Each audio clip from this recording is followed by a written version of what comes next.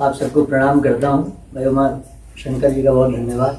मैंने इनसे आग्रह किया था कि मुंबई रहता हूँ, गांव आना होता मुश्किल से कहा करते, तो लोगों से भेंट नहीं हो पाती। तो जो यहाँ के स्थानीय रचनाकार है, कुछ दिनों से आया हूँ। एक उपक्रम ऐसा करिए कि सब लोगों से भेंट हो, ताकि मुझे पता चले कि मेरे ग्रामीण क्षेत्र में जनजीवन में लोग क्या लिख रहे हैं, क्या महसूस कर रहे हैं, क्या। आइए बिना किसी भूमिका की गजल पढ़ता हूँ।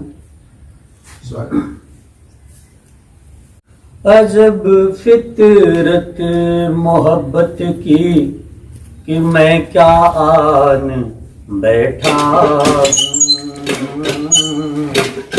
अजब फितरत मोहब्बत की कि मैं क्या आन बैठा हूँ। जो नफरत करता है मुझसे उसी को चाह बैठा हूँ। जो नफरत करता है मुझसे उसी को चाह बैठा हूँ। और शेर ये है, वक्त अपना रहे कैसा अदा तो खानदानी है। वक्त अपना रहे कैसा अदा तो खानदानी है।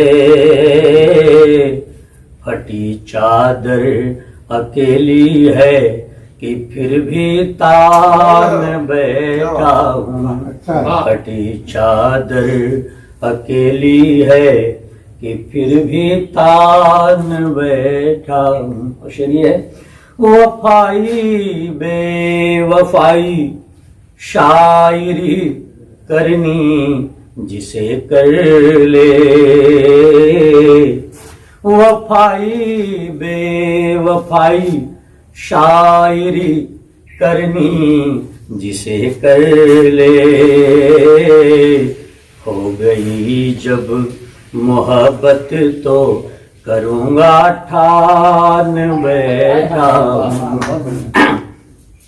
शेर ये है, मोहब्बत वो मोहब्बत क्या न कुर्बानी की कुव्वत हो।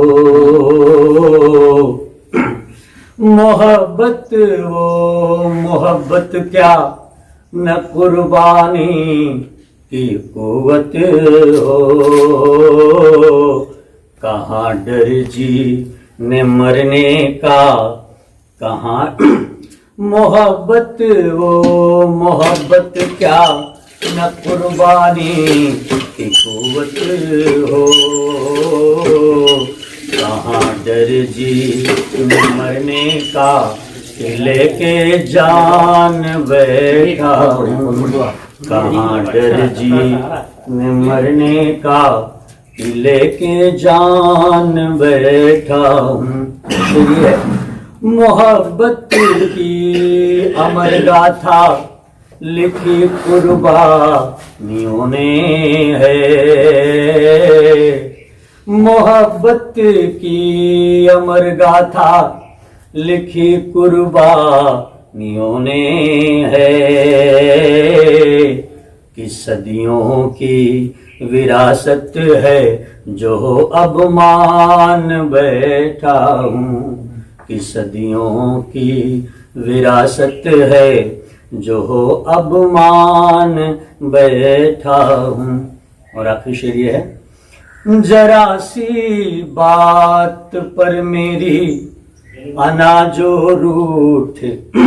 जरा सी बात पर मेरी अनाजो जाग जाती थी।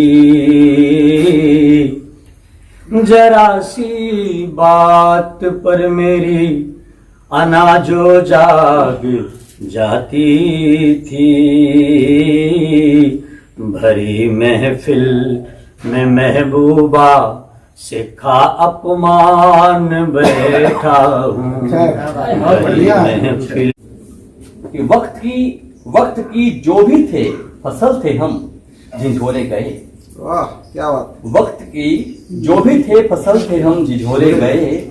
हम शजर अध पके नहीं थे, हम समर अध पके नहीं थे मगर तोड़े। और ये तो रिश्तों के दरमियान नई बात नहीं, ये तो रिश्तों के दरमियान नई बात नहीं, हम घटाए गए कई बार और जोड़े हम घटाए गए, ये तो रिश्तों के दरमियान नई बात नहीं, हम घटाए गए कई बार और जोड़े गए, कि फिर नए और पुराने की बात क्या करते, फिर नए और पुराने की बात क्या करते, इश्क में रोज डुबोए गए निचोड़े गए, इश्क में रोज डुबोए गए निचोड़े गए, और सोचकर सात समंदर के पार क्या होगा, सोचकर सात समंदर के पार क्या होगा, मेरे अरमान लिए जाने कहाँ घोड़े गए, मेरे अरमान लिए जाने कहाँ घोड़े गए। और ये कहते हैं कि खेल ऐसा ना भूख का कहीं देखे अंकुर, खेल ऐसा न भूख का कहीं देखे अंकुर, बेजुबां मुंह में पटाखे भी डाल फोड़े, बेजुबां मुंह में पटाखे भी डाल फोड़े। पटाखे भी डाल फोड़े गए। और ये खेल किसी की जान से निकले, लेकिन खेल है। मैंने धोखा कहा कि होता अगर मैं खेल में हत्या का आधार, होता अगर मैं खेल में हत्या का आधार, तो मारा जाता नहीं कोई श्रवण कुमार। केरल में नारियल में बम रखकर तमाशा बनाया गया और एक हाथी की मृत्यु हुई।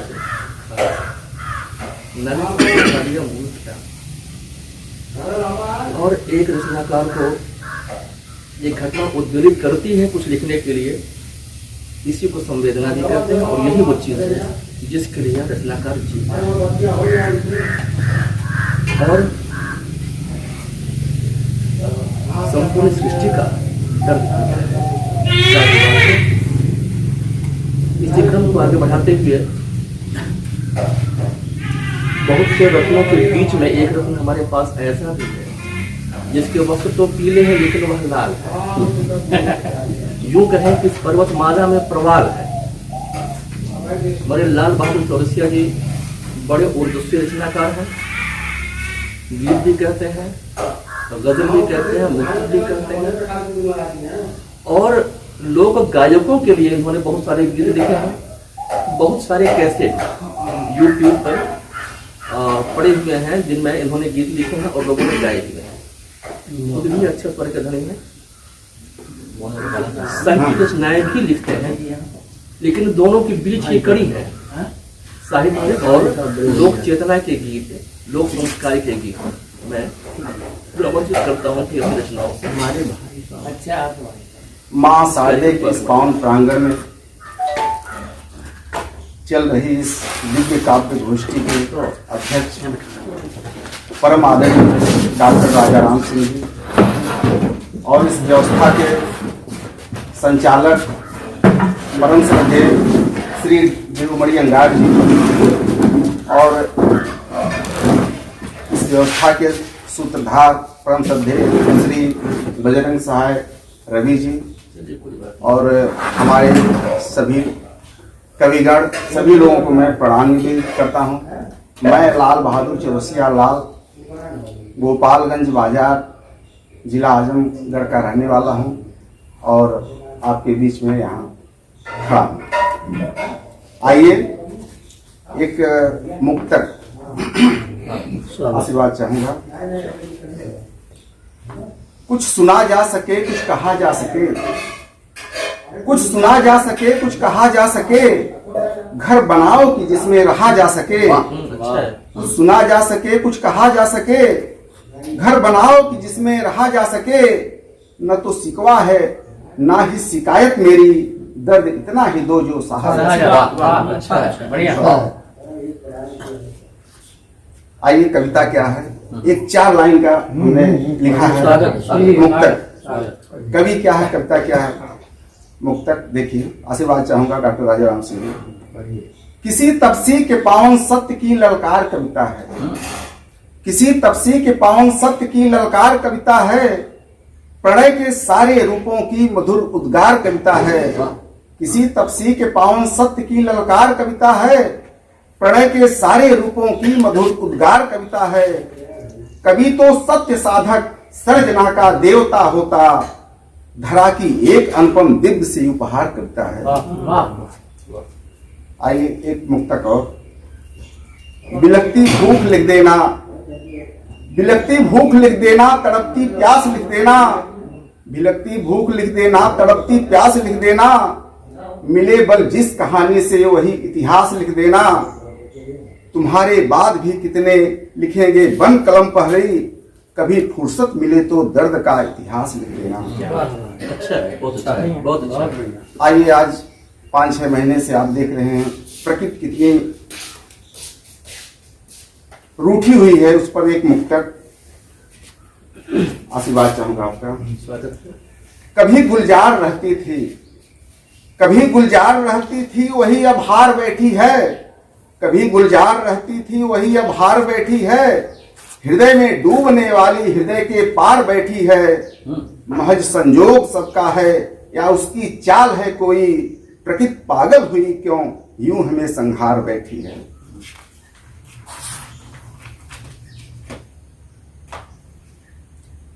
एक बेटी के लिए हमने एक मुक्तक लिखा है। नदी झरना बहारों की, नदी झरना बहारों की सुघर आकार है बेटी, नदी झरना बहारों की सुघर आकार है बेटी, धरा के दिव्य रूपों की मधुर विस्तार है बेटी। सदा संतोष श्रद्धा भाव की प्रतिमूर्त होती हैं, पिता के जीवन उपवन की सहज अभिसार है बेटी। आइए कविता।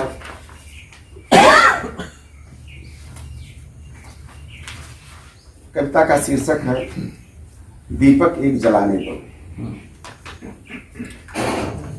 अच्छी कविता है, पढ़िए। आंगन की चादर तुम खींचो, आंगन की चादर तुम खींचो, कुछ किरणें ही आने दो, रोको मत बाजू हट जाओ, दीपक एक जलाने दो। घोर निशा में दम घुटता है, घोर निशा में दम घुटता है, कैसा विकट अंधेरा है। संतापों से पड़ा है पाला, प्रलय सिंधु ने घेरा है। हम इतने लाचार नहीं हैं, उनको यह समझाने दो, रोको मत बाजू हट जाओ, दीपक एक जलाने दो। जय हिंद।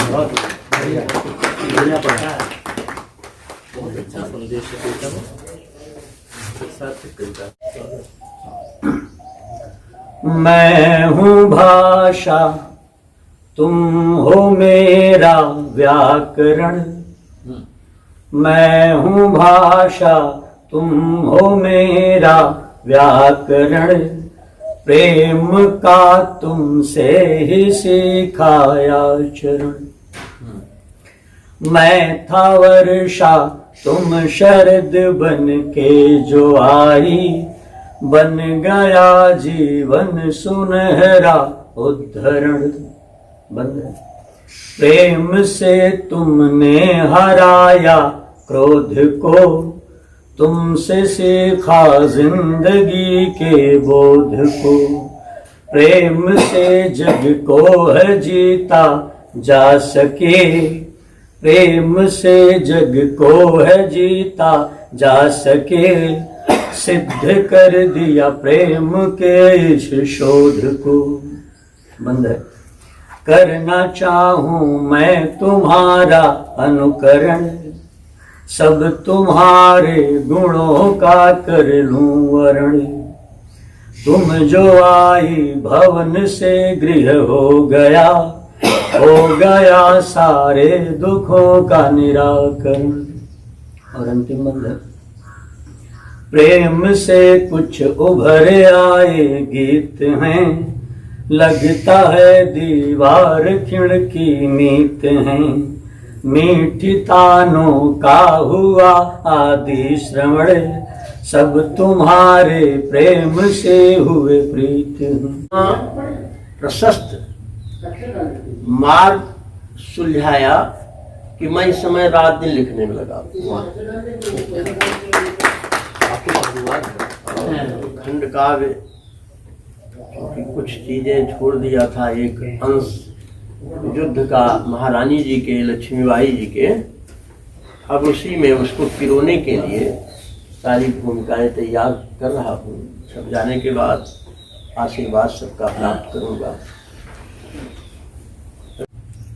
दृष्टि में आए तुम रति पथिक हो गया, दृष्टि में आए तुम रति पथिक हो गया, राग प्राचीन सा अभिलषित हो गया, मुझको अनुरक्ति का पाहुर क्या मिला, चित्त मेरा कलापी मुदित हो गया, चित्त मेरा कलापी मुदित हो गया।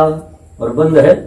स्वप्न में रात भर हम निहारा किए, तुम पे ही अपना सब वारा न्यारा किए, स्वप्न टूटा तो थी खाट टूटी हुई, फिर भी उनको उछलता गुब्बारा किए, फिर भी उनको उछलता गुब्बारा किए। और बंद है।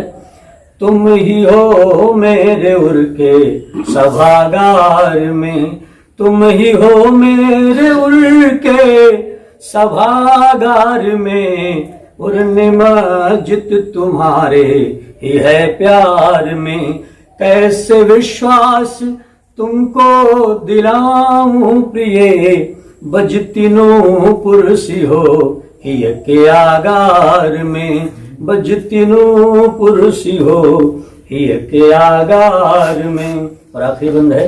ये रहा ना हमारे ही व्यवहार में, भ्रष्ट हो जाए ना कहीं आचार में, लो बचा मुझको तुम इस अनाचार से, इसका हल एक बस अपने अभिसार में, इसका हल एक बस अपने अभिसार में।